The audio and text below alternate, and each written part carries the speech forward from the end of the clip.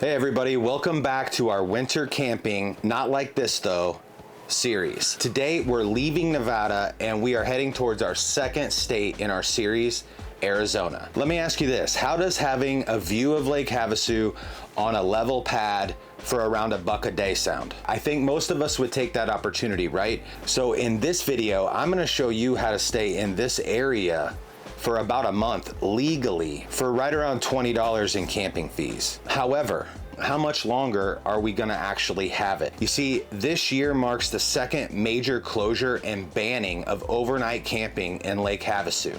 And I'm sure it will not stop there. So for those of you that like boondocking or do it exclusively, I'm gonna show you exactly where that is. Do not head to Havasu until you've watched this video. And if you like this video, a simple thumbs up goes a long way and it means a lot to us. Subscribing to our channel means even more. So thank you in advance and let's do this. Let me set the stage. Here are the states in the lower 48 where you're gonna find the majority of your government managed lands. And actually, the majority of your camping opportunities are gonna be west of Interstate 25. And that's going to be a combination of national forests and national parks, wildlife areas, and huge chunks of BLM lands, Bureau of Land Management. So these 11 states here have been Darren and I's home for the past 2.5 years. They also have lands managed at the state level as well. Arizona happens to be one of those states that allows you to camp on these lands for a small fee. Today we are heading to Lake Havasu. We haven't pre-scouted, but we are probably going to head to an area that we've stayed at before, so we kind of know it and think that we can trust it. So fingers crossed it all works out for us. We're gonna go find Brian and see what he's up to out there. Here's our view right out of our front door, and there's beautiful Valley of Fire. Nice free view, we love it. Yeah, we're leaving Sand Mine. You know, we love this area as we've stated in previous videos. And we're trying to get an early start. It's about a 3-hour drive today. 3 turns into 4 easy. I need to move that up a little bit. Why don't you tell me when that kind of drops in, okay? What do we like about Arizona? You know, Arizona stays a little bit warmer than here. You start off in Lake Mead, then you can move further south. You know, if you don't want to go crazy down here in the desert, you want to kind of make sure you move with the weather and then you leave with the weather. So that's what we do. Start off in Lake Mead, it's our most northern point. And so now we're moving down a little further south. We're gonna head into Lake Havasu to a place that we know and comfortable with. So we haven't pre-scouted it, but we know a couple sneaky spots that of course we're gonna share with you guys. Let's get these chalks out. See, these are the good rubber chalks that we highly recommend. They're a little bit more expensive, but your rig's not gonna topple these over, you know, like those little plastic flimsy ones. They're also making some other like poly foam ones that I've been seeing. I can't vouch for those yet, but these rubber ones won't fail. The only thing that might fail is this little handle. But these are well worth the money. Look how pretty it is. You know, everybody's out here doing their own thing, and you know, I woke up super early this morning and just stepped outside. You could just, I heard some guy coughing in his rig, like in the canyon somewhere down there. I mean, it's so quiet out here. What do you got to say, Sergi? What do you got to say? We're almost finished hooking up here. We're gonna hit the road. We're gonna bring you along.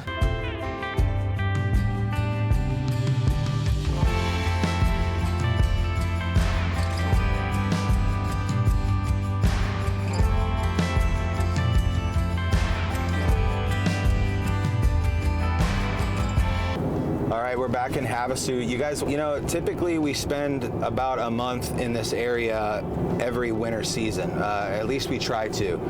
There's just so much to do here. The city hasn't changed a lot since we started coming here, but I've actually been here several years ago. My grandma used to own a house here. I came to visit with my brother and my sister and my mom and my uncle. You know, being from Iowa, it was my first time in the desert, and this whole landscape shocked me, but I quickly saw why people snowbird here. So when we ended up getting into the RV game, I was really excited to come back here with my RV eyes and revisit this area. By now in our third season, we definitely come here with a handful of chores ready to get done while we're here. We love getting our oil changed here. We bought our tires here. We bought our electric bikes at the Lake Havasu bike shop. We do a lot of business here. We spend a lot of time here. Maybe you're not sure if you want to spend a month here. Well, let me just say there's plenty to do. A really cool way to experience Havasu is by boat. We were able to float through the London Bridge area, which was a really cool way to see the bridge and the city. The London Bridge area on land always has a lot going on and is a major tourist hotspot. Floating through was a lot of fun, but you have to visit on foot too, especially during the Christmas time. They make a big deal of it, and they create a really cool Christmas vibe. They have it decorated all month, so make sure you check it out at least once. And once you make your way into open water, you can drive all day long. They claim to have 60 miles of waterways here and world-class fishing. The area surrounding Lake Havasu offers hundreds of miles of off-road OHV, and there are tons of places to rent these things from.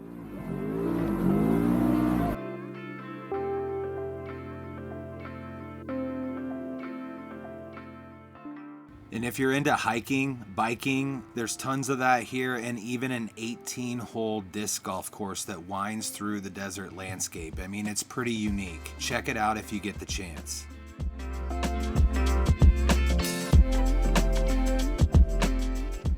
I mean, come on. It's Lake Have a Good Time. No bad days, right? And that's why it's really sad that it's probably all going away. Well, it's starting to look like at least one resident here had at least one bad day. An article from Havasu News from 2019 shows Crystal Beach as the first state trust land in Lake Havasu to ban overnight camping forever.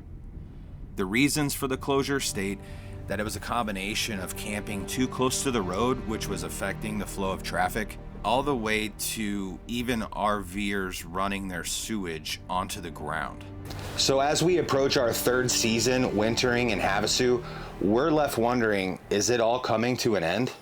So right across the street from Sarah Park is this popular area that used to be open to camping overnight via the state land and trust permit. We showed up this year and now we finally see this sign here, no overnight camping. So apparently this area has all been shut down due to abandoned RVs, trash, and noise complaints. This was a popular area for Lake Havasu residents. It's completely filled up. It's a fireworks show. It all goes and takes place right over Sarah Park, which is across the street. The article says that this all pretty much comes from the complaints from this neighborhood right here, which is butting up against this land. Can you blame them if things like this are happening? Abandoned RVs, trash, littering, noise. But this is an area that we planned on camping at this year.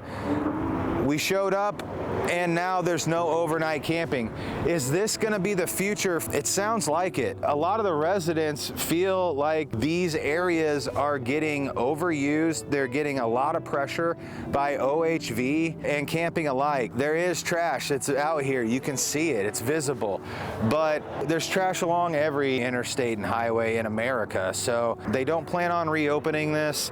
And this is the second closure like this. There is a Crystal Beach in town. They closed that in 2020, I believe, for the same reasons. Abandoned RV, transients. Here, we are right next to town. This is another similar thing that we consistently see, is these areas getting overused and taken advantage of when they're near the cities.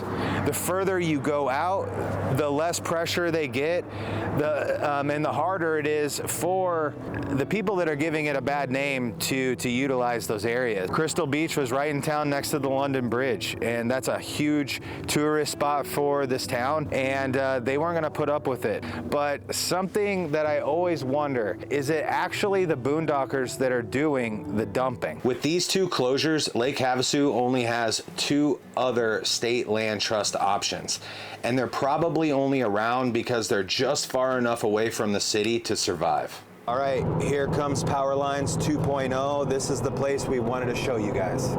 This is what we're talking about with the state trust land permit required. So we have one, we'll have to get it out, but we have made it to Power Lines 2.0. Reason we call it Power Lines 2.0 is over there is the first power line area that we used to stay at all the time. This just recently opened up last year, also power line area, so that's why we named it that way. But let's go find our spot over there. Flat plateau area we're kind of considering. Let's go take a look at it, see what it's like up there. Do you think we'll still be able to see the lake from up there? Probably.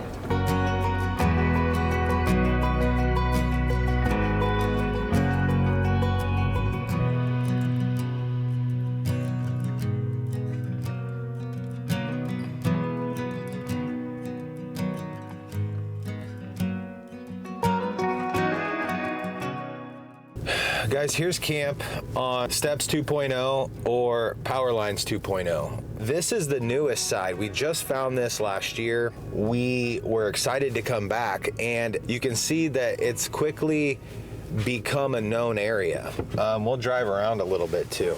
This party just showed up last night. They're having a great time. They brought a lot of side-by-sides, and as you do here, you pay your $15 and you get to camp here for 14 days out of the calendar year. I want to show you, there's a couple access points, and this is one of them right off the highway. It is not very well marked, and that's kind of nice. You know, it doesn't attract a lot of people coming in and out. The majority of the people we see coming in here, they do have a trailer attached with either a side-by-side or they're pulling their camper. What these state lands are, they're old mining operations here in this area.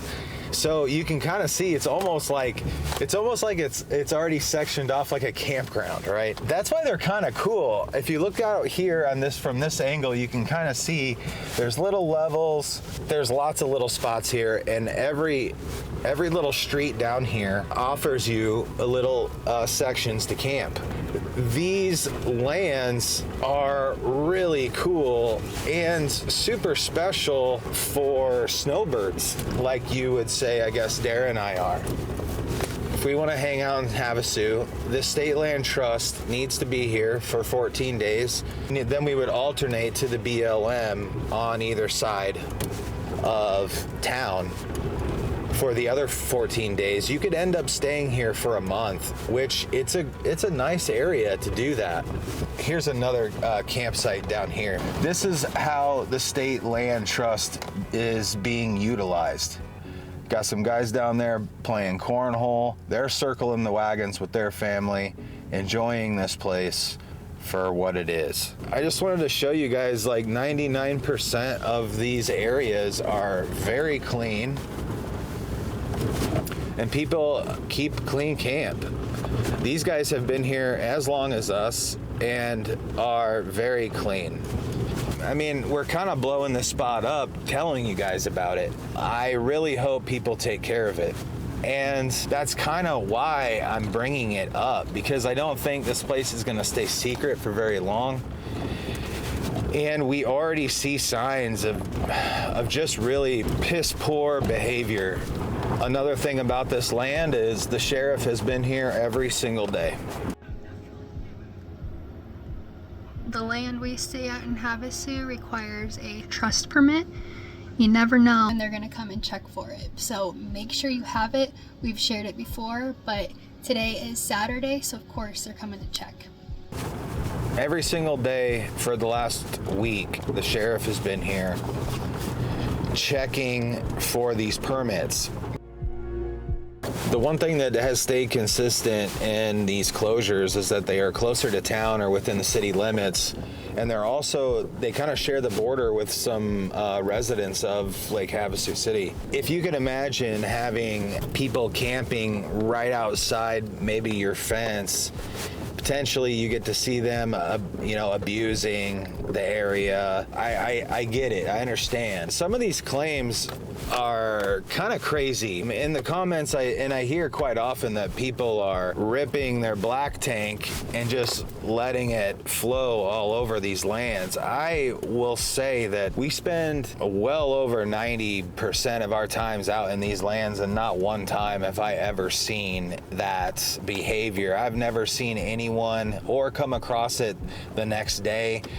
That stuff you can't hide from. You think it's not the same as just taking a leak outside. When you pull that, your toilet paper comes out, all the solids. It doesn't just dissolve into the desert. It doesn't just go away. People that do that, I have not seen, and that does completely blow my mind. We're really close to Needles, California. We just crossed the border from Arizona, but you guys got to take a look at this. One thing is very interesting about this sign in particular is something that we have never seen before, is this. Bullet 3, you may drain your gray water from your trailer.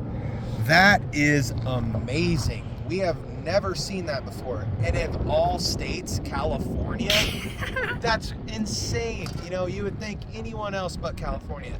This looks like a place where you can just rip your gray tank. That's crazy. I'm trying to wrap my head around it. Also, when you're closer to town, you also have to deal with homelessness. And some of these people are homeless, and they are transient, and they are up to no good. But that also stays consistent that these people are staying next to the BLMs that are closest to town. It's always the closest to a Walmart. That place is guaranteed trashed. If it's close to an interstate or an intersection or next to a Travel America, completely trashed 100% of the time. This is the stigma that boondockers like myself are trying to battle. We just showed you a bunch of people out here that are respecting this land and are permitted. We've seen the sheriff been to every one of our campers, and we are obeying the rules. Now, what I'm about to show you, I am a little worried about the future of camping for Lake Havasu. This is a good reason why.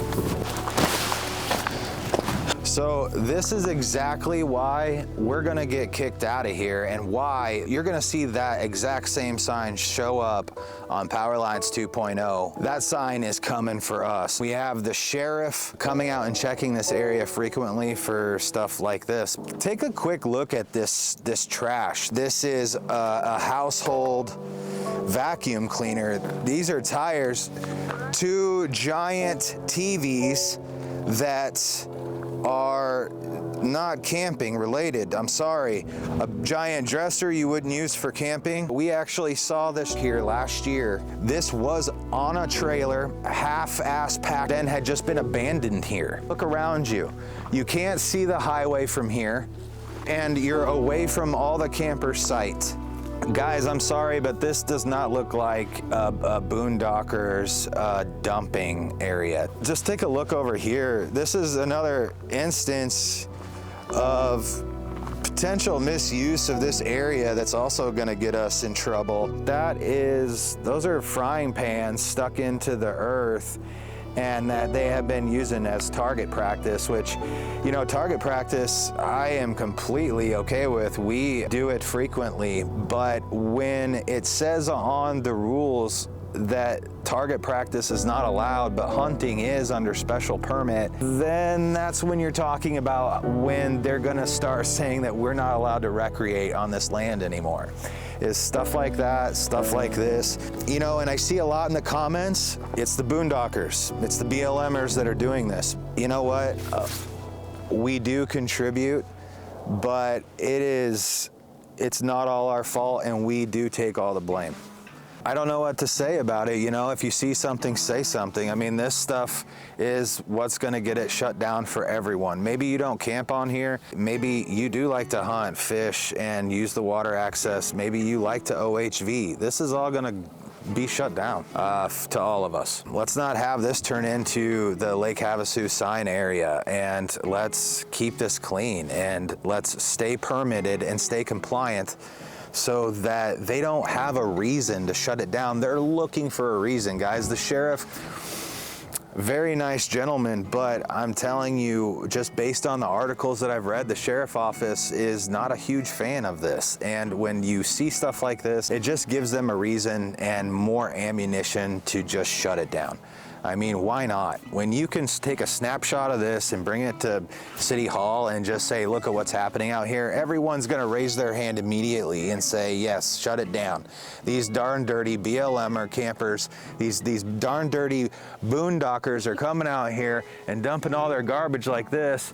You know, their desks and their two giant TVs. These boondockers like their giant TVs and their big spaces that they have. I mean, come on.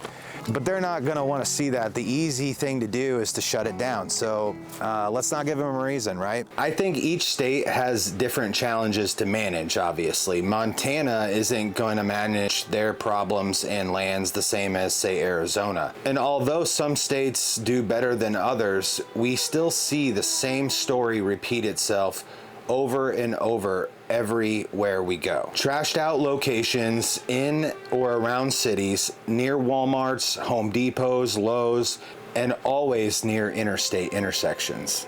I don't think it's a coincidence that this is also where we see the most homeless as well. The further you get away from the cities and from these places, the more likely you are to see the lands being used for their intended purpose, and also, as a result, being much cleaner. Now, let's look at that picture from earlier as a non-RVer would see it. This is basically an open and shut case. You blame the boondockers. I mean, we see the RV and it's parked where the RVs can be. I mean, shut them down and we won't see this, right? Well, the truth behind who dumped this RV here, we may never know. But anyone looking to dump a trailer that they can't sell, they can pull it onto state lands, unhook, and drive off.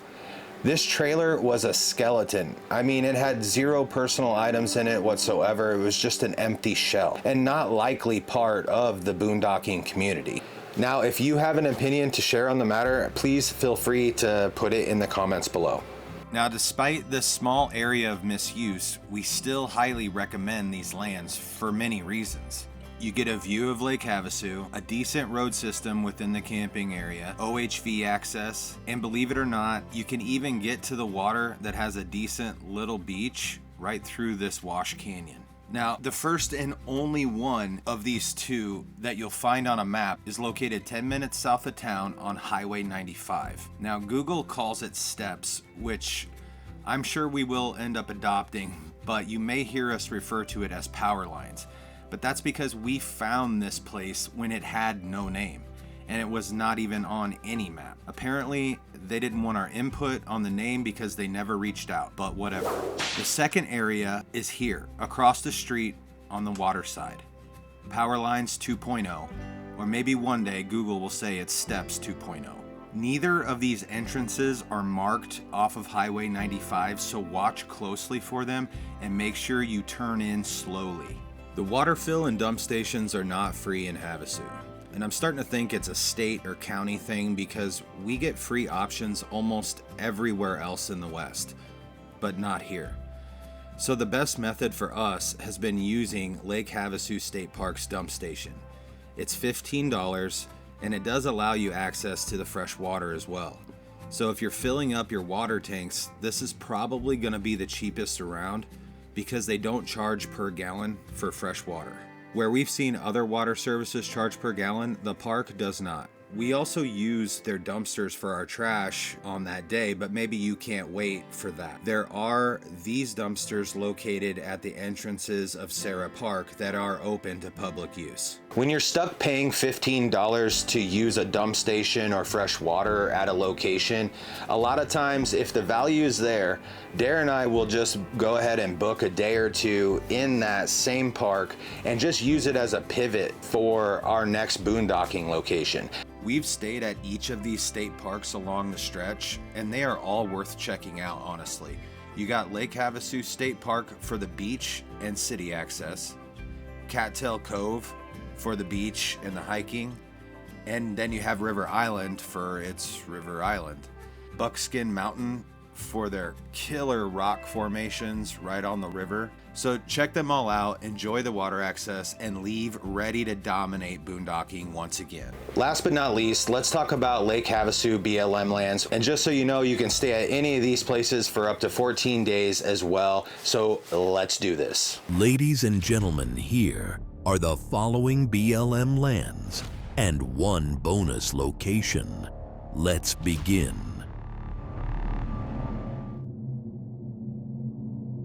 Lone Tree Dispersed, Blankenship Wash, Craggy Wash, Standard Wash, bonus location. Let's get in there close for this one. Am I right?